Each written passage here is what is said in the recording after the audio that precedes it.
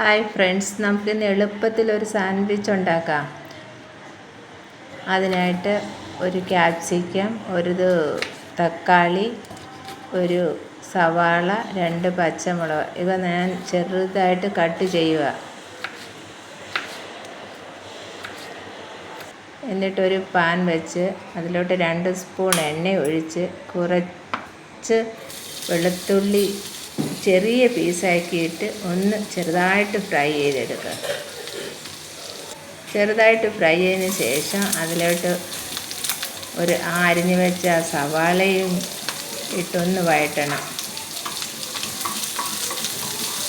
ചെറുതായി വഴറ്റിയതിന് ശേഷം ആ ക്യാപ്സിക്കവും ഇട്ടൊന്ന് വഴറ്റുക.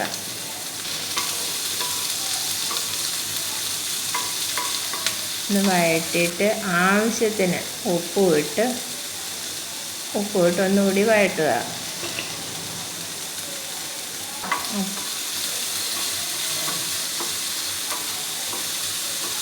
വഴറ്റിയതിന് ശേഷം നമ്മൾ അരിഞ്ഞു വെച്ച ആ പച്ചമുളകും പിന്നെ എരിവിനനുസരിച്ച് 1 സ്പൂണ് കുരുമുളക് പൊടി ഇട്ട് ഒന്ന് മിക്സ് ചെയ്യുക. മിക്സ് ചെയ്തതിന് ശേഷം ആ തക്കാളിയും കൂടി ഇട്ട് ഒന്ന് മിക്സ് ചെയ്യുക. തക്കാളി അങ്ങ് ഫ്രൈ ഒന്നും ആവണ്ട, മിക്സ് ചെയ്ത് നമ്മുടെ ഫില്ലിങ് റെഡിയായി. ഞാൻ നേരത്തെ 2 മുട്ട പുഴുങ്ങി വെച്ചിരുന്നായിരുന്നു ഇതിനായിട്ട്.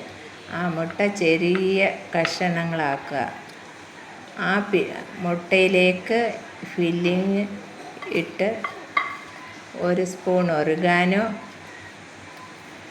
1 spoon sandwich sauce, 1 spoon tomato ketchup ഇവയൊഴിച്ച് ഫില്ലിങ് നല്ലവണ്ണം മിക്സ് ചെയ്യുക. വേണമെങ്കിൽ നിങ്ങൾക്ക് മയോണൈസ് ചേർക്കാം. എൻ്റെ സോസ് ഉണ്ടായതുകൊണ്ട് ഞാൻ അതാണ് ഒഴിച്ചത്. എന്നിട്ട് ഒരു ബ്രെഡിൻ്റെ ഒരു പീസ് എടുത്ത് അതിലേക്ക് ഈ ഫില്ലിങ് നിറയ്ക്കുക. നല്ലവണ്ണം ഫില്ല് ചെയ്യുക. എല്ലായിടും നല്ലതായിട്ട് ഇങ്ങനെ വേണം ഫില്ല് ചെയ്യാൻ. ഇങ്ങനെ നല്ലതായിട്ട് എല്ലാ മൂലയിലും എല്ലാം ബ്രെഡിൻ്റെ ഫുൾ വശത്തും ഫില്ല് ചെയ്തിട്ട് വേറൊരു ബ്രെഡ് പീസ് എടുത്ത് അമർത്തിയിട്ട് പാനിൽ ബട്ടർ ഒഴിച്ചിട്ട് ബ്രെഡ് മൊരിച്ചെടുക്കുക.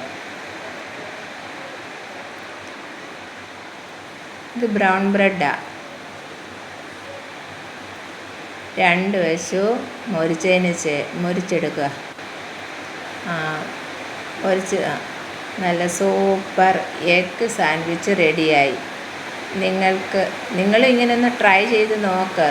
നിങ്ങൾക്ക് ഈ വീഡിയോ ഇഷ്ടമാണെങ്കിൽ ലൈക്ക് ചെയ്യുക.